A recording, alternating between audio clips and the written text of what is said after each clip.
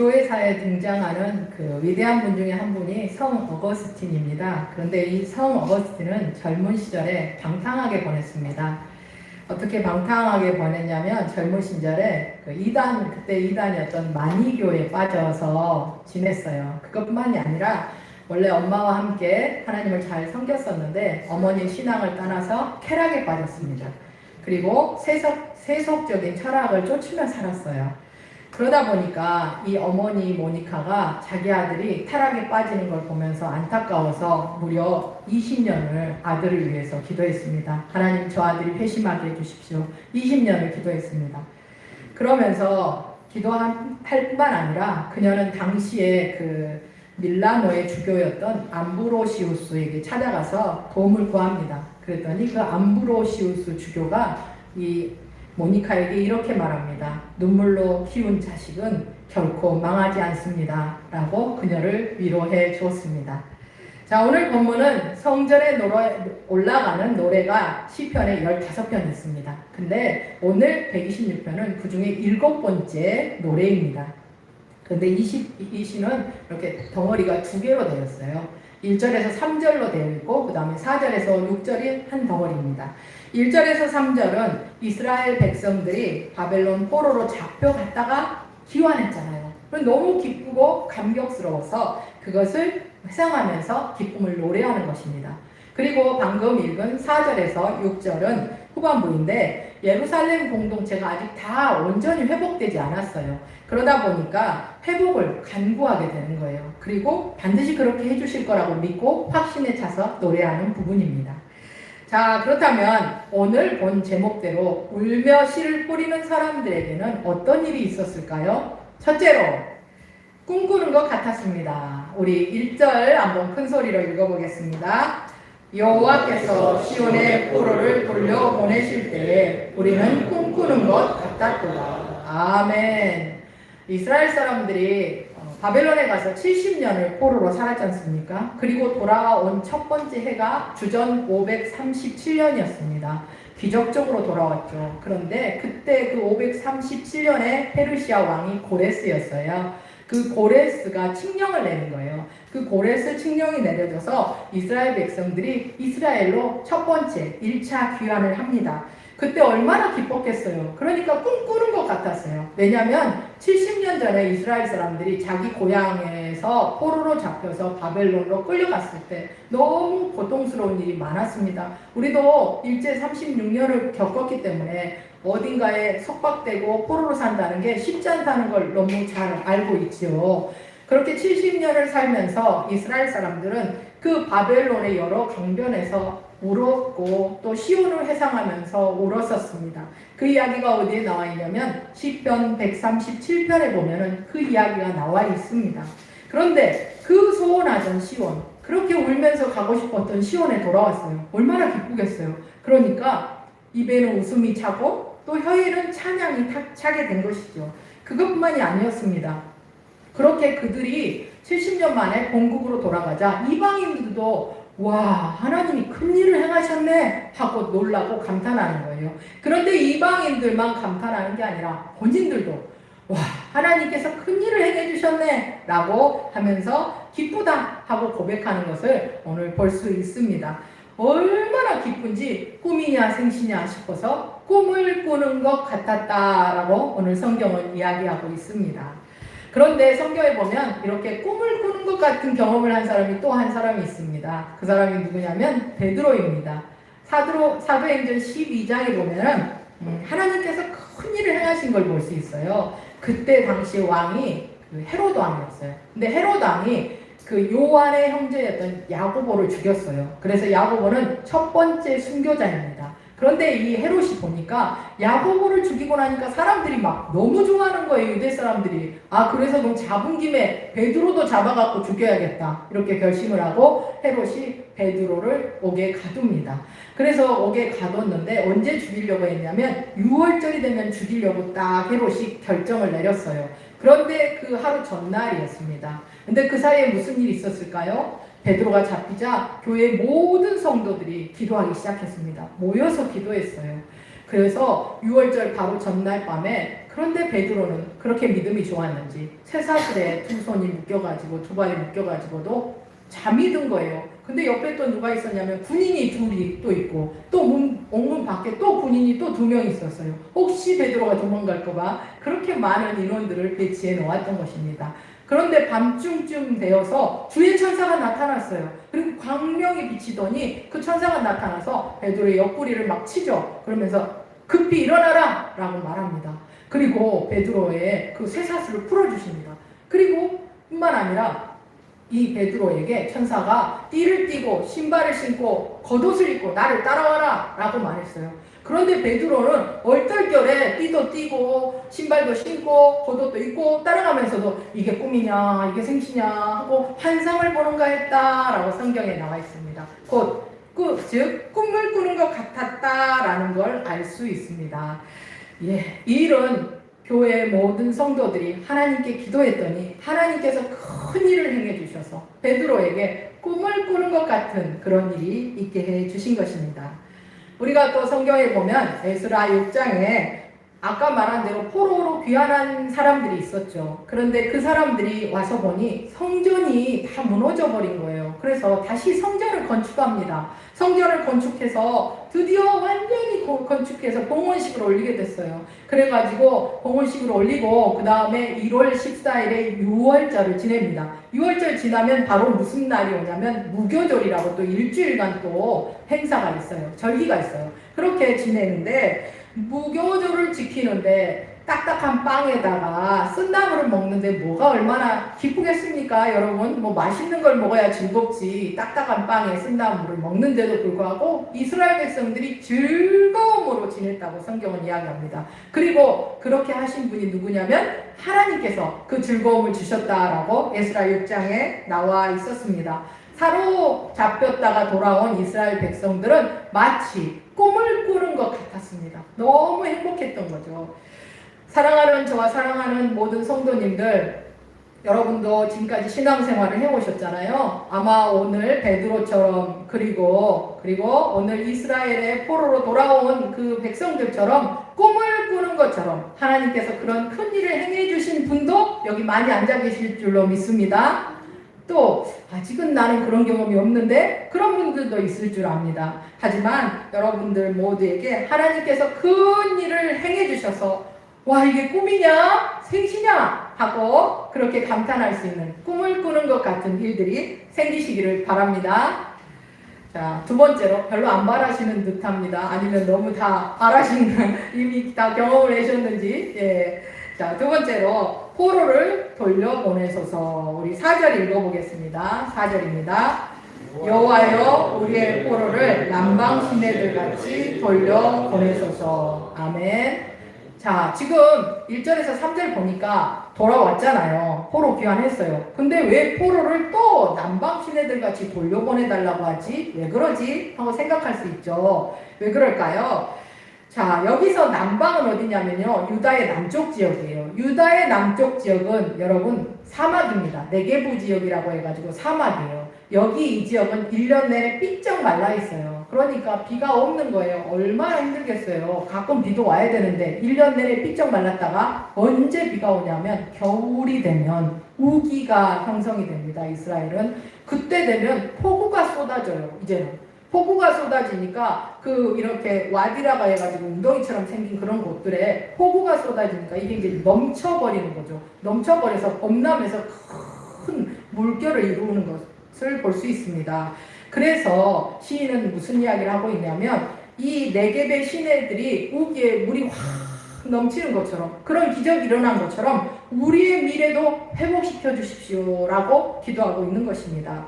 포로 귀환해서 꿈꾸는 것처럼 기뻤다 그랬잖아요. 그런데 기뻤는데 와서 보니까 상황이 쉽지 않았어요. 왜냐하면 첫 번째로 사람들이 별로 없는 거예요. 이스라엘 사람들이 포로에서 돌아왔잖아요. 그런데 한 번에 몽땅 다 돌아왔나요?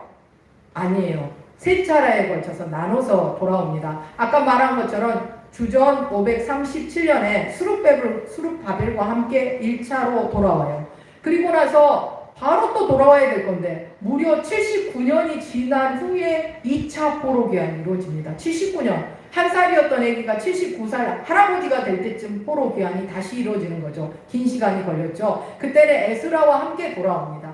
그리고 3차는 그 에스라와 함께 돌아온 458년 뒤인 14년 후에 드디어 444년 주전 444년에 느헤미야와 함께 3차 포로 귀환이 이루어집니다. 예, 그래서 이제 이스라엘 사람들이 소원하는 게 뭐냐면 첫 번째로 돌아온 사람들이 이제 2차, 3차에 사람들이 돌아오는데 마치 아까 그 삐쩍 말라있던 곳에 폭우가 쏟아져서 물이 넘치는 것처럼 그런 많은 사람들이 이스라엘로 돌아오게 해주세요 하는 소원하는 마음으로 오늘 아까 4절에 말씀을 했던 것입니다. 여호와여 우리의 포로를 남방 시내들 같이 돌려보내 주십시오 라고 말했던 거예요. 이 말씀 4절이 새한글 성경은 이렇게 번역되어 있습니다. 들어보시기 바랍니다. 바꾸어 주십시오. 오 여호와여 우리의 운명을 내게 물결처럼 이렇게 번역이 되어 있습니다. 여러분 사랑하는 순천우리교회 모든 성도님 여러분, 하나님은 우리가 기도할 때 우리의 운명을 바꿔주십니다. 아멘. 예, 그런 놀라운 역사를 이루어주시는데 그 대표적인 사람이 아까 처음 말했던 어거스틴이었습니다. 어거스틴은 어느 날 우연히 숲속을 걸어가는데 아이의 노래소리를 들었어요. 무슨 노래가 들렸냐면 집어들어 읽으라 집어들어 읽으라 그런 노래를 들은 거예요.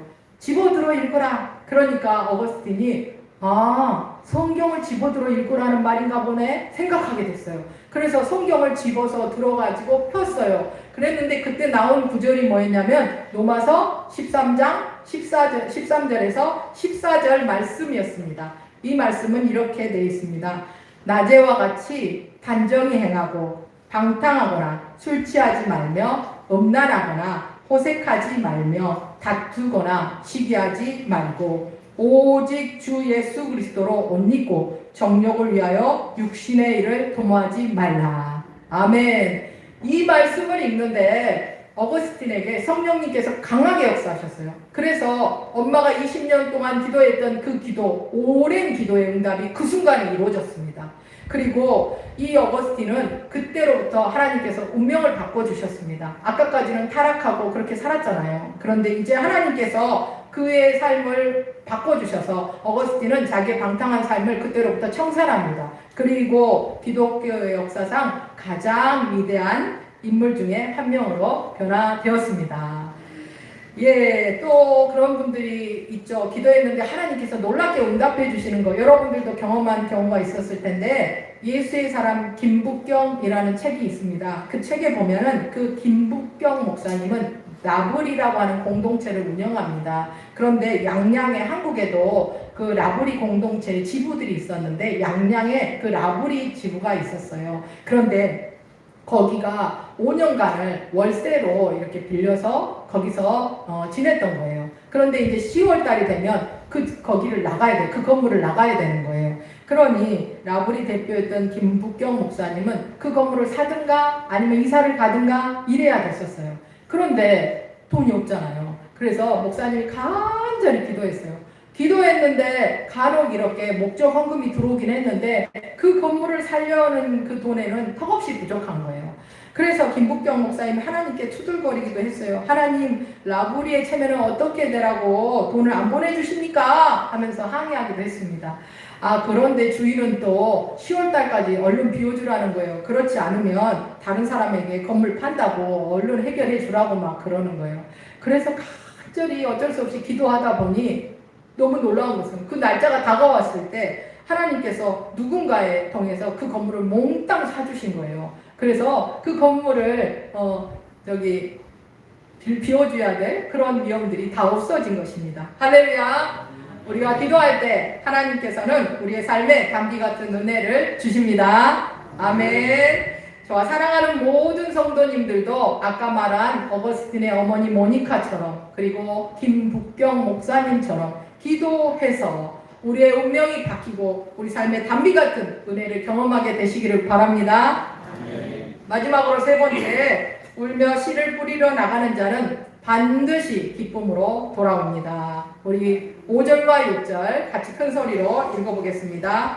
눈물을 흘리며 씨를 뿌리는 자는 기쁨으로 거두리로다.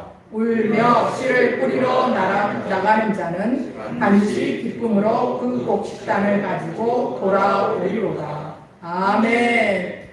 예, 여러분 아까 1절에서 본 것처럼 사로잡혔다가 돌아온 이스라엘 백성들은 진짜 하나님께서 큰 기적을 일으켜 주셔서 꿈을 꾸는 것 같았다라고 했습니다.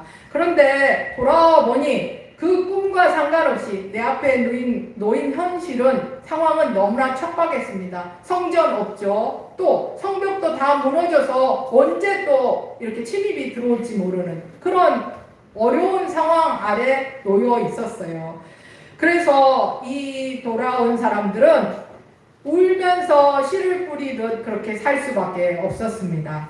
느헤미야서를 읽어보면 느헤미야가 3차로 돌아왔다고 그랬잖아요. 총독으로 돌아와서 보니까 성벽이 없었어요. 그래서 느헤미야가 성벽 건축을 했는데 52일간을 성벽 건축을 합니다. 그런데 성벽 건축하는 게 쉽지 않았어요. 계속 사람들이 방해하는 거예요. 방해하니까 이 성벽을 건축하는 게 굉장히 어려웠어요. 그래서 이 느헤미야가 백성들과 함께 뭘 했냐면 한 손으로는 일을 하고 한 손으로는 무기를 잡고 낮도 없이 밤도 없이 그렇게 일을 해야만 했습니다. 그렇게 일을 하다 보니까 빠른 속도로 그 예루살렘의 성벽을 52일 만에 완공하게 된 것입니다. 얼마나 기뻤겠습니까? 52일 만에 성벽을 완공했으니까. 그래서 크게 즐거워했어요.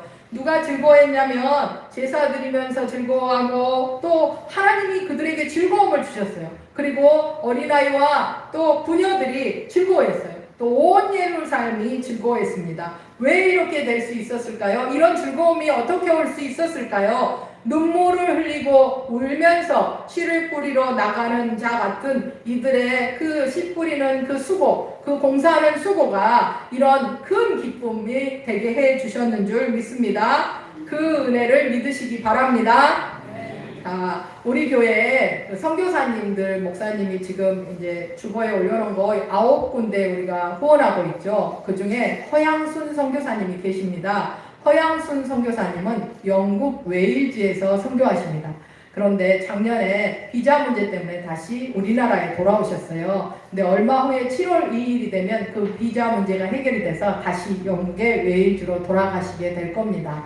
그런데 그분이 여기 와서도 사역을 많이 했는데 올해 1월에 한 자매를 만났다 그래요. 대학생인데 아주 똑똑하고 또 지혜로운 자매를 만났다고 합니다.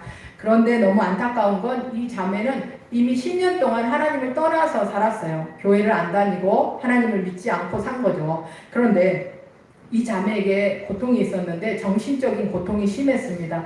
그래서 스스로 자해를 하기도 했대요. 여러 번 했답니다. 그래서 병원도 입원했고 그리고 정신과 약들을 많이 먹고 있었습니다.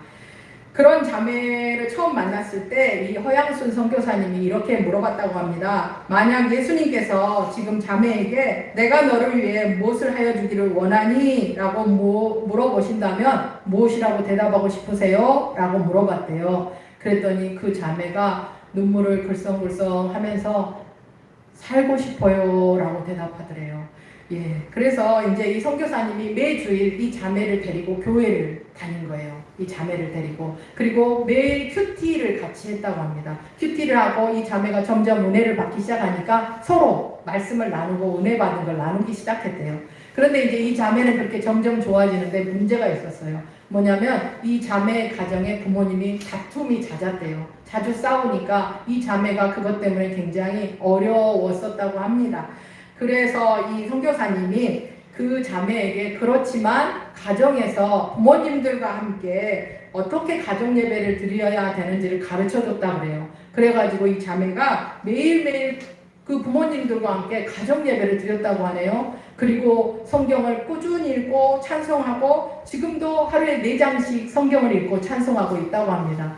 그런데 그렇게 가정 예배를 드리면서 몇 개월이 지나고 나서 가정이 변화되기 시작했다고 그래요. 부모님도 변화되고 이 자매에게도 놀라운 일이 생겼어요. 그래가지고 1월에 만났는데 5월달이 되니까 이 자매가 저도 피아노 반주하고 싶어요 라고 말했대요. 원래 굉장히 똑똑하고 다재다능한 자매였던 것 같습니다. 그래가지고 피아노 반주를 하러 주일날 아침에 일찍 와서 봉사를 했대요. 그런데 사실은 이게 기적이에요. 왜냐하면 이 자매가 정신과 약을 먹는다 그랬잖아요. 그러니까 보통 점심 때까지는 늘 자야 되는 거예요. 잠을 이길 수가 없어요. 못 일어나는 거죠. 그런데 이 자매가 주일날 되면 아침에 일찍 와가지고 반주 연습하고 반주하고 이런 일들을 했다는 것입니다. 놀라운 일이죠. 예, 그런데 그렇게 반주를 하고 찬양을 올려드리면서 하나님께서 놀라운 은혜를 베풀어 주셨대요. 성령님께서 이 자매를 만지기 시작했고 이 자매가 예배 시간에 그렇게 반주하고 찬양하면서 하나님의 큰 은혜를 경험하고 회개가 터졌다고 합니다. 그래가지고 눈물로 회개했다고 합니다. 그리고 나서 말씀을 깨닫게 됐고 은혜를 받기 시작했대요. 할렐루야. 네. 눈물로 씨를 뿌렸더니 기쁨으로 그 곡식단을 거두게 된 것입니다. 예, 그렇습니다. 눈물로 씨를 뿌리고 또 울면서 씨를 뿌린다는 것은 쉬운 게 아닙니다. 그렇지만 우리의 척박한 환경에도 불구하고 이렇게 한다는 것은 하나님께 기도하면서 심는다는 것입니다. 오늘 아까 6절에 본 것처럼 울며 씨를 뿌리러 나간다는 것도 눈물을 흘리며 씨를 뿌리는 것과 마찬가지입니다. 아까 말씀드린 것처럼 처음에 이스라엘 백성들이 포로로 돌아왔을 때 하나님께서 우리에게 행하시는 걸 보았을 때 꿈을 꾸는 것 같았습니다. 하지만 돌아와 보니 내 삶의 자리는 전혀 그 꿈과는 다른 자리였습니다. 척박한 자리였습니다. 우리도 예수님 믿고 지금까지 왔지만 사실 우리의 삶의 자리는 늘 꿈을 꾸는 자리는 아니지 않습니까? 예수님 믿고 지금까지 왔으니까 하나님께서 내게 복을 주셔서 기쁜 일이 가득해야지 라고 생각하지만 웬일인지 우리의 삶은 여전히 눈물로 씨를 뿌려야 되는 일들이 계속되는 경우가 많습니다. 울며 씨앗 주머니를 들고 나가서 씨를 뿌려야 되는 일들이 여전히 우리 앞에 있다는 것입니다. 예수님 믿는 사람은 눈물을 흘리면서 운다는 것은 뭘 의미할까요? 그것은 기도한다는 것입니다. 기도한다는 거죠. 사실 저는 울면서 기도를 많이 합니다. 원래 제가 감정적으로 슬픔이 많습니다. 그런데다가 제 삶에 하나님께서 기도 제목을 많이 주셔서 울 일이 많습니다. 그래서 좀 많이 웁니다. 그런데 가끔 그런 생각을 합니다. 하나님, 저는 예수님 믿은 지 40년이 지났는데 왜 여전히 제게 울 일이 이렇게 많을까요? 라는 생각을 할 때가 있습니다. 그런데 제가 새벽에 기도하고 어쩌다가 이렇게 둘러보면 저와 같이 울면서 기도하는 분들이 제법 많이 보입니다. 그래서 우리 교회는 의자 곳곳에 각티슈를 놔뒀습니다. 기도하시다가 눈물이 나면 닦으라고 그렇게 각티슈를 놔둔 것입니다. 자, 여러분, 하지만 울며 씨를 뿌리러 나가는 자는 그것으로 끝나는 게 아닙니다. 오늘 뒤에 뭐라 그랬어요? 6절 후반절에 반드시 기쁨으로 그 곡식단, 울면서 씨 뿌렸던 그 곡식단을 가지고 돌아온다고 성경은 말씀하십니다. 아멘. 아멘. 예, 그렇습니다. 그래서 갈라디아서 6장 9절도 이렇게 말합니다. 우리가 선을 행하되 낙심하지 말지니 포기하지 아니하면 때가 이름에 거두리라. 아멘. 사랑하는 성도 여러분, 지금까지 지내오면서 아까 말씀드린 것처럼 와, 하나님이 이런 큰일을 행해 주셨네 하는 그런 큰일을 경험한 분들도 많이 있을 것입니다. 하지만 아직 경험하지 못한 분들도 그런 일이 있기를 바랍니다. 그런데 큰일을 경험했는데도 불구하고 아까 말씀드린 것처럼 내 삶의 자리와 현장은 여전히 척박한 일이 많습니다. 그래서 때로 낙심이 됩니다. 포기하고 싶기도 합니다. 하지만 낙심하지 말고 오늘 성경이 말씀하신 대로 울며 씨를 뿌리러 나간다면 반드시 기쁨으로 그 곡식단을 가지고 돌아오게 될 줄 믿습니다. 아멘. 그렇게 된다고 성경은 말씀하고 계십니다. 그렇게 된다고 성경은 약속하고 계십니다. 그래서 그 말씀과 약속을 붙들고 그 복을 받는 저와 사랑하는 모든 성도님들 되시기를 주님의 이름으로 축원합니다. 아멘. 기도하겠습니다. 사랑의 하나님 아버지 감사합니다.